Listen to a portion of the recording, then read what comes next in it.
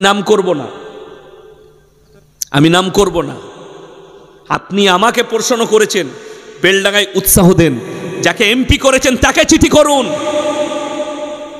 যাকে জিতিয়েছেন গুজরাটের লোককে তাকে চিঠি করতে পেরেছেন তাকে ইমেল করুন। যদি হিম্মত থাকে তাকে ইমেল করে বলুন আপনাকে ভোট দিয়ে জিতিয়েছি, আমার আল্লাহ সম্পর্কে গালি দিয়েছে, আপনার মতামত কি? মুখে কুলু পেটে গুজরাটে কড়ি খিচড়ি খাচ্ছে। গুজরাটিরা সব থেকে দামি খাবার খায় কড়ি খিচড়ি। আমি বললে অনেক বড় কথা হয়ে যাবে, আমি কোনো বাপের বেটাকে ভয় করি না, এটা মাথায় রাখবেন, আল্লাহকে ছাড়া। ওই জন্যে আগে আমার কাছে উৎসাহ নিতে গেলে আপনি যাকে জিতিয়েছেন, যাকে এমএলএ, আমাকে এমপি করবেন। দেখুন যদি আমার মতো মৌলবীকে এমপি করতে পারেন, পার্লামেন্ট কেঁপে যাবে। ওদের বাপের হিম্মত নেই দাঁড়িয়ে হক কথা বলবো। আপনারা শুধু এই বক্তাদিকে দেখতে পেয়েছেন, আপনার রাজ্যসভায় মৌলবী নেই, মন্ত্রী নেই, দাড়ি টুপিওয়ালা নেই, তারা নাকে তেল দিয়ে ঘুমাচ্ছে। তাদেরকে অনুরোধ করব, স্যার আপনারা তো কিছু বলুন, আপনারা কিছু বলুন, আমরাই বলবো। আমার প্রতিবাদটা তো দুনিয়ার লোক শুনবে, আর আমি কিভাবে প্রতিবাদ করলাম আপনারা শুনলেন। দোয়া করবেন, সকলে জোরে বলুন ইনশাআল্লাহ। কি দোয়া? আল্লাহ, আল্লাহর বিরুদ্ধে যারা গালি দিয়েছে খুব তাড়াতাড়ি তাদেরকে ধ্বংস করে দাও, জোরে বলুন আমিন। তাদের তকদিরে ঈমান লেখা থাকলে ঈমান দাও, তা না হলে নিস্তে নাবুদ করে দাও। হুজুর আমাদের গ্রামের সকল মহিলারা যখন রাস্তায় বের হয় তখন বেপর্দা হয়ে হয়, এই সম্পর্কে আপনি কিন্তু বলুন যাতে এই গ্রামের মা বোনেরা পর্দা করে। পর্দা রেখেছে, সব ছিঁড়ে বার করে দিয়েছে। রাস্তায় পর্দা, 5 ওয়াক্তের নামাজ পড়ে, সকালবেলায় ফজরের পরে বউকে নিয়ে বহরমপুর যাবে, নিজের শরীরটা গোটাই ঢাকা, আর শাড়ি পরে পেছনে বউ বসেছে, বউয়ের পেটু বেরিয়ে আছে, পিটু বেরিয়ে আছে। আমি রোজার মাসে মুর্শিদাবাদে কটা জলসা হয়, ধুলিয়ানে ফুলিয়ানে 2-3টে জলসা করি। তো এই বছরে 25শে রমজান জলসা ছিল আপনার ভাকুড়ির কাছে, তো কাঁটা বাগান বলে এক জায়গায়। তো আমি মুফতি জারজি সাহেবকে ফোন করলাম, ভাই আপনার মাথায় ইফতারি করব, বলে হুজুর চলে আসুন। আমি চলে এলাম, ইফতারি করে আর পর আমি বললাম ভালো দোকান কোথায় আছে, কেনাকাটা করা হয়নি ঈদের, মেয়েদের জন্যে বাড়ির জন্যে জামা কাপড় কিনতে হবে, বলে খুব বড় দোকান। চলে গেলাম, ঢুকেই দেখছি সব খালা, আমি একা খালি খালু। কথাটা বুঝতে পেরেছেন? আমি অবাক। দোকানদার বলছে হুজুর দাঁড়ান দাঁড়ান, সাইডে দাঁড়ান। আমি একটা কোনো রকম লজ্জায় মেয়ের জন্য একটা জামা নিয়ে বেরিয়ে পালিয়ে এলাম।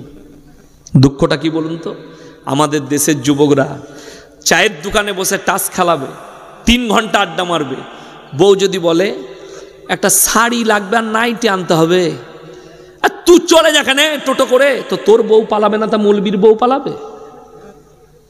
হারামখোর 3 ঘন্টা টাস খেলাচ্ছে আর বউকে বাজারে ঠেলে দিয়েছে। এক্সাম্পল দিচ্ছি, সভাপতি সাহেব আর আমি বন্ধু, ক্লোজ বন্ধু। আচ্ছা বন্ধুর মধ্যে মাজাক হয় না হয় না? কথা বলেন, মাজাক হয়। আমি যদি ওনাকে মাজাক করে বলি ভাই আপনার বইয়ের ব্লাউজের সাইজ কত, ঝগড়া হবে না হবে না? কথা বলে না? হবে না হবে না?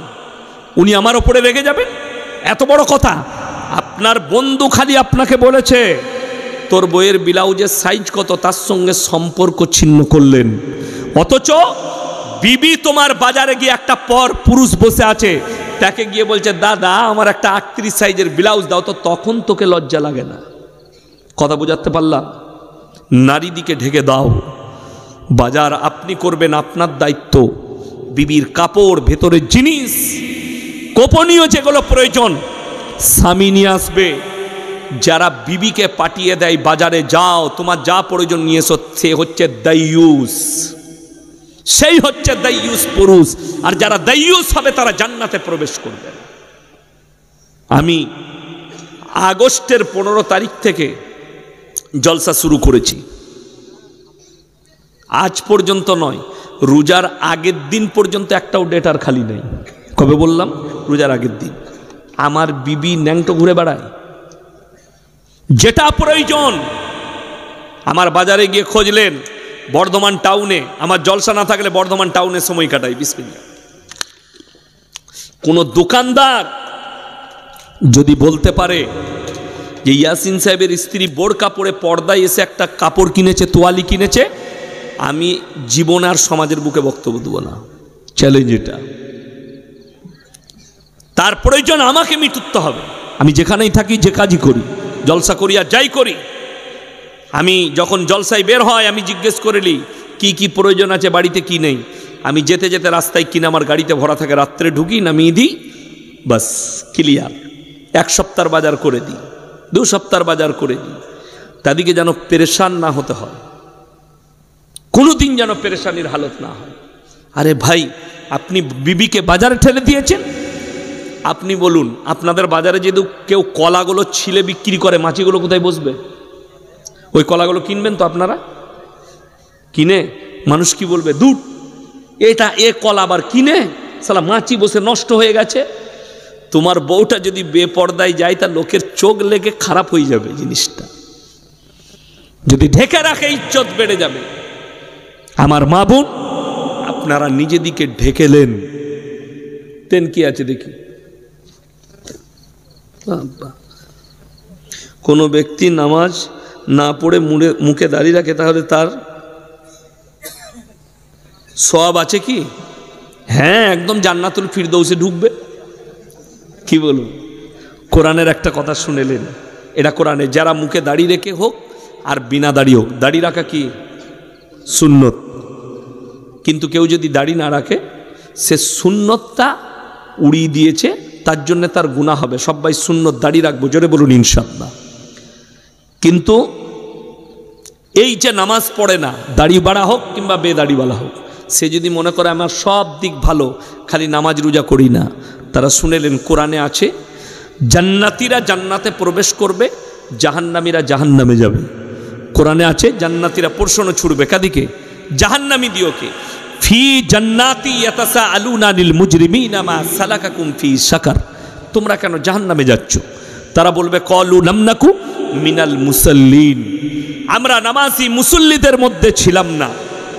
ওয়ালাম নাকু নুতিমুল মিসকিন, এবং এতিম আর মিসকিনকে খানা খাওয়াইতাম না, তাই আল্লাহ আমাদিকে জাহান্নামে পাঠিয়েছে। ওয়া কুন্না নাকুদু মাল খায়দিন, আর দাড়ি টুপি নামাজি মুসল্লিদিকে দেখে হাসি ঠাট্টা বিদ্রুপ করত, আর তাদের সঙ্গে আমরাও থাকতাম, তাই আল্লাহ আমাদিকে জাহান্নামে পাঠিয়েছে। ইসলামে রাজনীতি আছে কি? ধর্মিক ব্যক্তির রাজনীতি করা যাবে কি? দেখুন, হযরতে হোসেন যে শহীদ হয়েছিলেন, কিসের ওপরে ভিত্তি করে হয়েছিলেন? রাজনীতির ওপরে ভিত্তি করে হয়েছিলেন, গদির জন্যে। রাজনীতি তো তখনই শুরু হয়েছে গদি নিয়ে। আজকে রাজনীতির লড়াই কিসের নিয়ে? গদি নিয়ে লড়াই। কেউ বলছে আমি পঞ্চায়েতের প্রধান হব, ও বলছে আমি পঞ্চায়েতের প্রধান হব। এই পদ নিয়ে, পদের কারণেই, বাদশাহীর কারণেই হযরতে হোসেনকে শহীদ হতে হয়েছিল। রাজনীতি সাহাবীদের যুগ থেকে আছে। রাজনীতিবিদ শুনেলেন, যারা মনে করে রাজনীতিটা খুব সহজ, কিয়ামতের দিনে সব থেকে কঠিন বিচার হবে বাদশাদের। যারা রাজনীতিবিদ আছে তাদের, কেউ যদি অন্যায় করে 1 টাকা কমের মেরে থাকে, কিয়ামতের দিন আর পেরোতে পারবে না, আটকিয়ে যাবে। কেউ যদি একটা অন্যায় বিচার করে থাকে, আপনি পদ পেয়েছেন, অন্যায় বিচার আপনি হক না বলতে পারেন, কিয়ামতের দিন আর পেরোতে পারবেন না। অন্যায় বিচার করে থাকলে আপনি ফেরে পড়বেন, ন্যায় বিচার করতে হবে। আর এখনকার যুগে যারা আমরা রাজা হচ্ছি, বাদশাহ হচ্ছি, চেয়ার পাচ্ছি, আমরা কি, কেউ যদি গাঢ় দুধের 1 কাপ চা খাওয়ায়, বিচার তার পক্ষে চলে যাবে। 500 টাকার লোট গুঁজে দিলে বিচার তার পক্ষে যাবে। ঠিক বললাম না ভুল বললাম? এরা কিন্তু বিপদে পড়বে কিয়ামতের দিনে। তাই রাজনীতি আপনি করতে পারেন কওমে মিল্লাতের, ইসলামের উন্নতির জন্যে। নেতা হন, মন্ত্রী হন, এমএলএ হন, এমপি হন, কিন্তু আমি কওমের উপকারের জন্য করব, তাহলে হওয়া যাবে। যদি মনে করেন যে আমি খালি পদের লেগে হব, তখন তুমি লোককে কিছুই বলতে পারবে না, খালি পদটা পেয়ে যাবে। এরকম বহুজনের মুখে কুলু পেটে গেছে, আমি নাম করব না।